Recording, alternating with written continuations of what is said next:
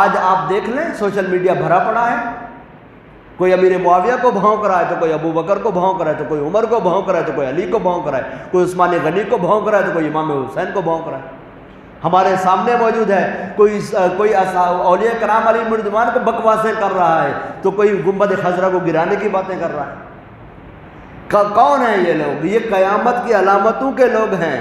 فرمایا اس وقت تم سرخ آندھیوں کے، زمین کے دھسنے کے اور مسخ کا انتظار کرو۔ یہ ہے۔ اب جہالت جو ہے وہ کیونکہ مزید ترقیاں کر رہی ہے اور جہالت کا ترقی کرنا جو ہے نا وہ عام ہوتا چلا جا رہا ہے، تو اب مسلمانوں پر مشرکوں والی آیتیں فٹ کی جا رہی ہیں۔ اللہ تبارک و تعالیٰ فرماتا ہے ان الذین تدعون من دون اللہ عباد امثالکم فادعوہم فلیستجیبوا لکم ان کنتم صادقین۔ فرمایا بے شک وہ جنہیں تم اللہ کے سوا پوجتے ہو وہ تمہاری طرح بندے ہیں،